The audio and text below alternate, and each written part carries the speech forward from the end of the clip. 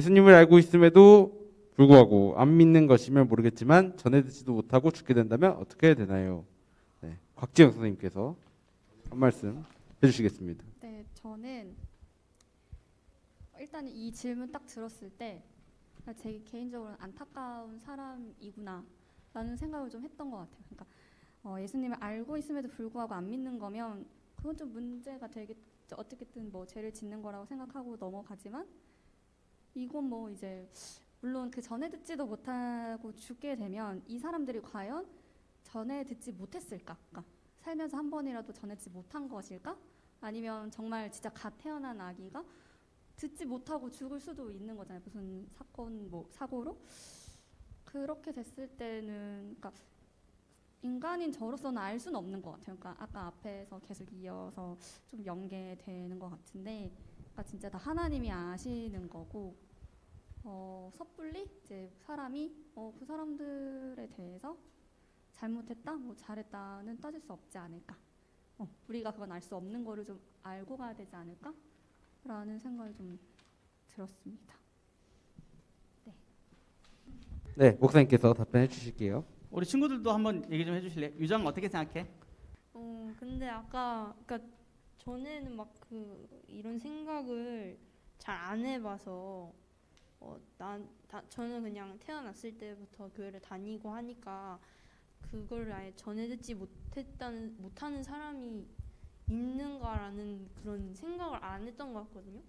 근데 이런 질문이 있으니까 또 생각을 했을 때 정말 그렇게 되면 약간 진짜 선생님 말씀처럼 안타깝기도 하고, 근데 목사님 말씀하신 것처럼 다 하나님은 그 태어났을 때부터 태어나기 전부터 다 안다고 했으니까 하나님이, 그러니까 네, 좀 잘 모르겠는 것 같아요. 어떻게 될지는. 그래서 답을 드리겠습니다. 자, 아주 이것도 간단한 답이에요. 예수님에 대해서 알지 못했다라고 하는 그것 자체가, 이 안다라고 하는 것 자체가 개념이 좀 중요할 것 같아요. 예수님을 과연, 교회를 과연, 말씀을 과연 얼만큼 내가 듣고 깨달았느냐, 또 바르게 들었느냐가 중요해요. 이게 좀 약간 실제적으로 말씀을 드리면, 제가 여러분들에게 제 마음대로 설교해버리면 여러분들 구원 못 받을 수도 있어요. 무슨 말인 줄 알아요? 제가 제 마음대로 설교를 갖다가 아무 때나 해버리면 여러분들에게 구원의 기회가 없을 수도 있지만, 근데 또 반대로 자, 여러분들에게 아무렇게나 설교를 한다고 해도 하나님이 여러분들을 사랑하셔서 성령님께서 여러분들의 마음을 그냥 성경을 읽을 때 막 바꿔주실 수도 있어요. 이해돼요? 하나님의 일이에요. 구원은 하나님의 일이에요. 그러니까 그것을 우리가 교회를 다닌다 안 다닌다로 판단을 해서는 절대로 안 돼요. 자, 그것이 첫 번째고, 두 번째는 전해 듣지 못한 사람들을 깨닫게 하신다라고 유정이가 방금 얘기했잖아. 전해 듣지 못한 사람들을 깨닫게 하시는 게 바로 말씀을 받은 사람들의 특징이에요. 여러분, 말씀은 나를 구원시키기 위해서 오신 것도 있지만 너를 구원시키기 위해서 하나님이 우리에게 주신 거예요. 그걸 반드시 기억하고 계셔야 돼요.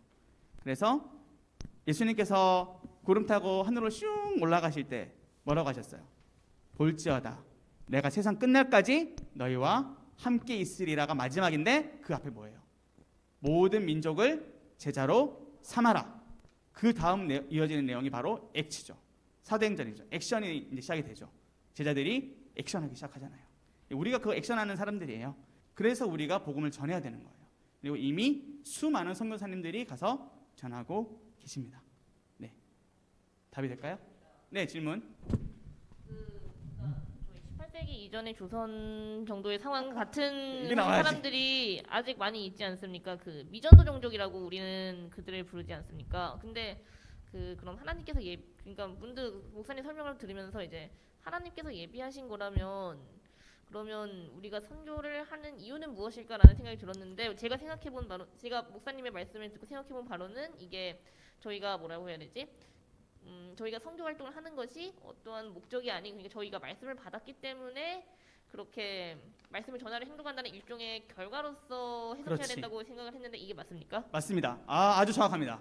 와, 박수 한번 주세요. 네, 저희 바로 5번 질문 또 넘어가도록 하겠습니다.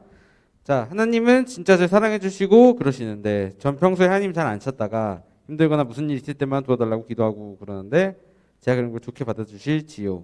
네, 문재 선생님께서 해주실 겁니다. 학생 때 많이 고민해보고 뭐 이런 생각해본 것 같은데 약간 부모님 사랑을 생각하면 쉽지 않을까요? 부모님한테 저희가 뭐 힘든 일 있을 때 뭐 징징대거나 약간 이럴 때 부모님이 내치시진 않잖아요. 징징대거나 막 힘들다고 투덜댈 때 그것처럼 하나님 아버지도 뭐 힘들 때만 가지만 그래도 뭐 이렇게 보내거나 이러시진 않을 것 같다는 생각이 들고 뭐 안 하는 것보다는 낫지 않을까.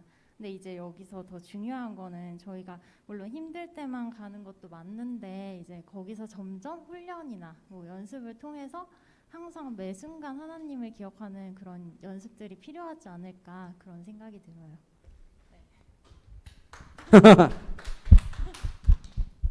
답하지 않겠습니다.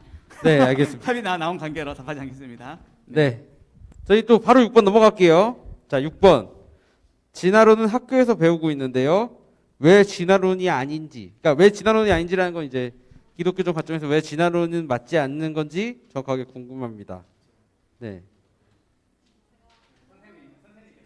전문적인 답변은 못 드리고 단순하게 우리 뭐 주변에 있는 원숭이나 이런 동물들이 진화해서 사람이 되지 않는 모습을 보면 알 수 있지 않을까.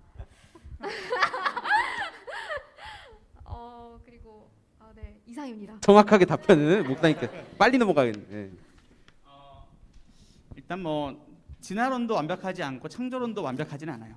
이걸 여러분들이 기억을 해주셨으면 좋겠지만 학적으로 접근을 하면 그래요. 진화론도 완벽하지 않고 창조론 론이에요. 론.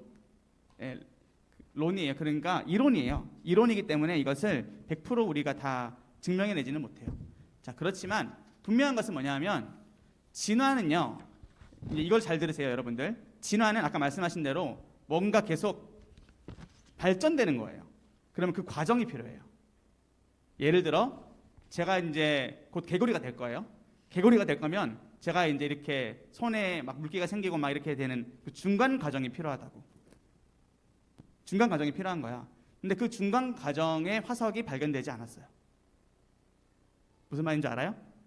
자, 시조새 여러분 혹시 아나요? 시조새? 희조새가 Y라는 초등학생 책에 지금 실려 있다가 그게 삭제가 되었어요. 교과서에서 시조새는 없어요. 왠 줄 아세요? 희조새에 대해서 아니라는 사실이 이 중간 과정이 없음으로 인해 이미 다 밝혀졌어요. 국립과학원에서 다 이거를 인정해버렸어요. 중간 과정을 유출을 하는 거지 거기에 대한 증거를 이게 증거다, 이게 증거다라고 막 들이대는데 그 다윈이 얘기했던 그 증거들이 이미 가짜라는 사실이 많이 밝혀졌어요. 예를 들어 뭐 두개골이 이상하게 생겼어. 그거 어떠한 그 병을 가진 사람의 두개골이었던 거예요. 이런 것들이 이미 문서로 다 발견이 됐는데 우리가 메이저 매스컴을 통해서 듣는 거나 보는 거나 네이버 지식이나 이런 걸로 검색을 하면 그게 안 나오잖아요. 그런 루트들이 다 막혀 있잖아요. 그러니까 우리가 진리를 모르는 거죠. 근데 진리를 성경으로 접근해야지 과학으로 접근한다는 것 자체는 상당히 위험해요. 네, 그렇기 때문에 여러분들이 그것도 헷갈리시면 안 돼요. 자, 태초에 하나님이 천지를 창조하시니라는 믿음이에요. 가설이 아니에요. 믿음이기 때문에 여러분들이 그것을 믿으시면 점점 열리기 시작하고요. 무밑 어살 그 2번인가요? 2번 영상을 보시면 모기를 확대한 영상이 나와요.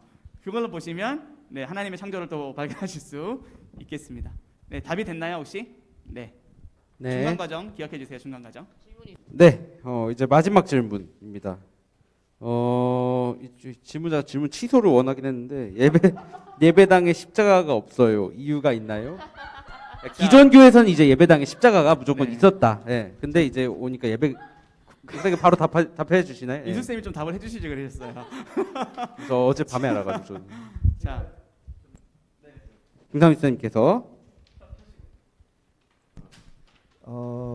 제가 느끼는 거를 제가 있을 때 십자가가 있었다가 계속 교회 다니면서 어느 순간에 십자가가 없어졌어요. 그 빨간 배경 그 천에 있었는데 우리가 십자가 하면 예수님 하면 십자가가 생각나잖아요. 그리고 우리가 이제 저 다닐 때는 옛날에 공포 영화들이 있어요. 드라큘라. 그러면 십자가만 딱 보여주면 다 그냥 죽었어요. 그 십자가 힘이 엄청 세다는 걸 알아요. 근데 교회에 와도 다 십자가예요. 십자가가 모든 걸 해결해 준다 이렇게는 알고 있어요. 근데 우리가 그랬잖아요. 예수님 생각하면 예수님이 우리의 죄 때문에 십자가에 우리 죄를 다 가지고 죽으셨다.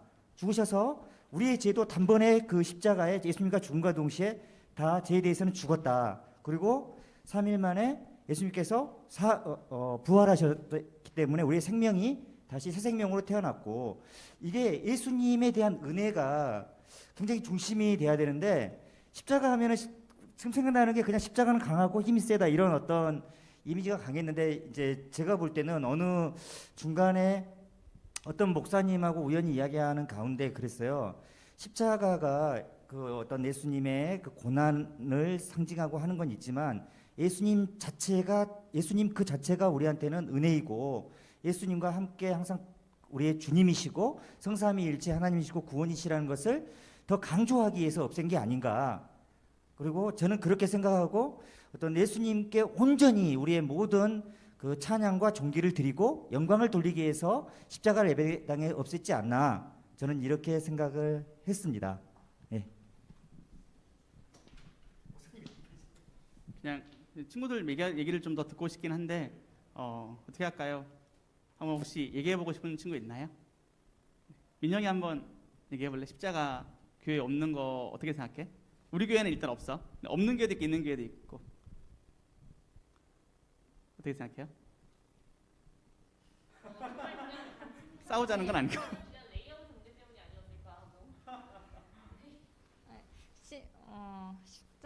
그러니까 십자가가 있고 없고